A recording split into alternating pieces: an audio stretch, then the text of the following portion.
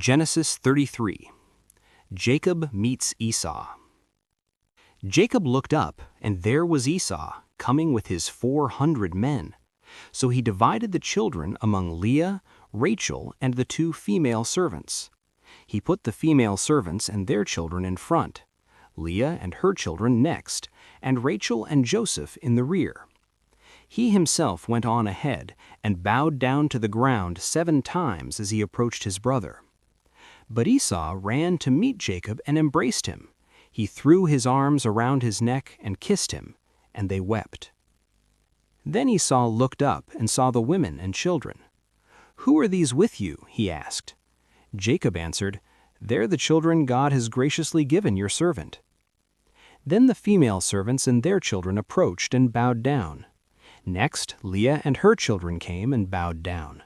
Last of all came Joseph and Rachel, and they too bowed down. Esau asked, "What's the meaning of all these flocks and herds I met?" "To find favor in your eyes, my lord," he said. But Esau said, "I already have plenty, my brother. Keep what you have for yourself." "No, please," said Jacob, "if I have found favor in your eyes, accept this gift from me. For to see your face is like seeing the face of God, now that you have received me favorably. Please accept the present that was brought to you, for God has been gracious to me, and I have all I need." And because Jacob insisted, Esau accepted it. Then Esau said, "Let us be on our way, I'll accompany you." But Jacob said to him, "My lord knows that the children are tender, and that I must care for the ewes and cows that are nursing their young. If they are driven hard just one day, all the animals will die. So let my lord go on ahead of his servant, while I move along slowly at the pace of the flocks and herds before me, and the pace of the children, until I come to my lord in Seir." Esau said, "Then let me leave some of my men with you."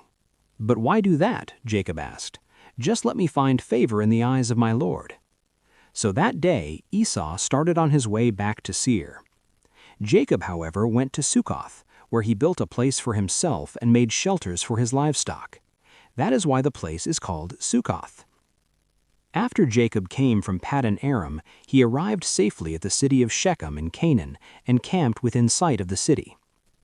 For 100 pieces of silver, he bought from the sons of Hamor, the father of Shechem, the plot of ground where he pitched his tent. There he set up an altar and called it El Elohe Israel. Genesis 34. Dinah, the daughter Leah had borne to Jacob, went out to visit the women of the land. When Shechem, son of Hamor the Hivite, the ruler of that area, saw her, he took her and raped her. His heart was drawn to Dinah, daughter of Jacob. He loved the young woman and spoke tenderly to her. And Shechem said to his father Hamor, "Get me this girl as my wife." When Jacob heard that his daughter Dinah had been defiled, his sons were in the fields with his livestock, so he did nothing about it until they came home. Then Shechem's father Hamor went out to talk with Jacob. Meanwhile, Jacob's sons had come in from the fields as soon as they heard what had happened. They were shocked and furious because Shechem had done an outrageous thing in Israel by sleeping with Jacob's daughter, a thing that should not be done. But Hamor said to them, "My son Shechem has his heart set on your daughter. Please give her to him as his wife. Intermarry with us, give us your daughters, and take our daughters for yourselves. You can settle among us, the land is open to you, live in it, trade in it, and acquire property in it." Then Shechem said to Dinah's father and brothers, "Let me find favor in your eyes, and I will give you whatever you ask. Make the price for the bride and the gift I am to bring as great as you like, and I'll pay whatever you ask me. Only give me the young woman as my wife." Because their sister Dinah had been defiled, Jacob's sons replied deceitfully as they spoke to Shechem and his father Hamor. They said to them, "We can't do such a thing. We can't give our sister to a man who is not circumcised. That would be a disgrace to us. We will enter into an agreement with you on one condition only, that you become like us by circumcising all your males. Then we will give you our daughters and take your daughters for ourselves. We'll settle among you and become one people with you. But if you will not agree to be circumcised, we'll take our sister and go." Their proposal seemed good to Hamor and his son Shechem.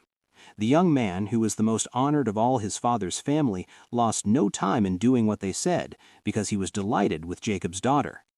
So Hamor and his son Shechem went to the gate of their city to speak to the men of their city. "These men are friendly toward us," they said. "Let them live in our land and trade in it. The land has plenty of room for them. We can marry their daughters and they can marry ours. But the men will agree to live with us as one people only on the condition that our males be circumcised as they themselves are. Won't their livestock, their property, and all their other animals become ours? So let us agree to their terms, and they will settle among us." All the men who went out the city gate agreed with Hamor and his son Shechem, and every male in the city was circumcised. 3 days later, while all of them were still in pain, 2 of Jacob's sons, Simeon and Levi, Dinah's brothers, took their swords and attacked the unsuspecting city, killing every male. They put Hamor and his son Shechem to the sword and left Dinah from Shechem's house. The sons of Jacob came upon the dead bodies and looted the city where their sister had been defiled. They seized their flocks and herds and donkeys and everything else of theirs in the city and out in the fields. They carried off all their wealth and all their women and children, taking as plunder everything in the houses. Then Jacob said to Simeon and Levi, "You have brought trouble on me by making me obnoxious to the Canaanites and Perizzites, the people living in this land. We are few in number, and if they join forces against me and attack me, I and my household will be destroyed." But they replied, "Should he have treated our sister like a prostitute?" Genesis 35. Jacob returns to Bethel.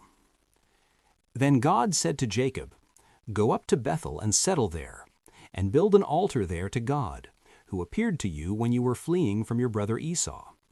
So Jacob said to his household and to all who were with him, "Get rid of the foreign gods you have with you, and purify yourselves, and change your clothes. Then come, let us go up to Bethel, where I will build an altar to God, who answered me in the day of my distress, and who has been with me wherever I have gone." So they gave Jacob all the foreign gods they had, and the rings in their ears, and Jacob buried them under the oak at Shechem. Then they set out, and the terror of God fell on the towns all around them, so that no one pursued them. Jacob and all the people with him came to Luz, that is Bethel, in the land of Canaan. There he built an altar, and he called the place El Bethel, because it was there that God revealed himself to him when he was fleeing from his brother. Now Deborah, Rebekah's nurse, died and was buried under the oak outside Bethel, so it was named Allon Bakuth. After Jacob returned from Paddan Aram, God appeared to him again and blessed him. God said to him, "Your name is Jacob, but you will no longer be called Jacob, your name will be Israel."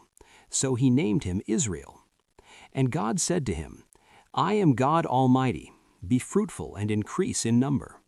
A nation and a community of nations will come from you, and kings will be among your descendants. The land I gave to Abraham and Isaac I also give to you, and I will give this land to your descendants after you."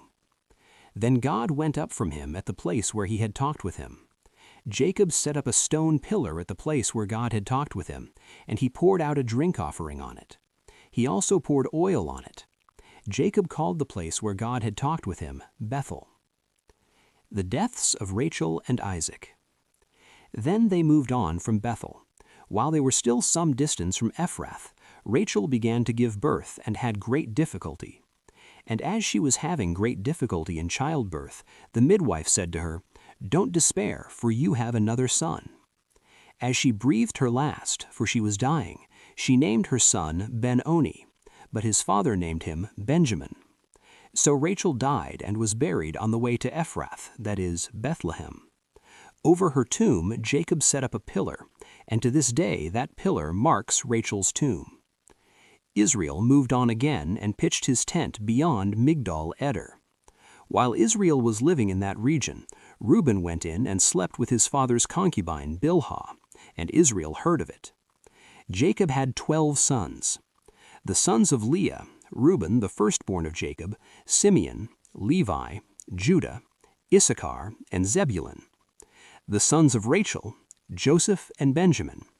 The sons of Rachel's servant Bilhah, Dan and Naphtali. The sons of Leah's servant Zilpah, Gad and Asher. These were the sons of Jacob who were born to him in Paddan Aram. Jacob came home to his father Isaac in Mamre near Kiriath Arba, that is Hebron, where Abraham and Isaac had stayed. Isaac lived 180 years. Then he breathed his last and died, and was gathered to his people, old and full of years.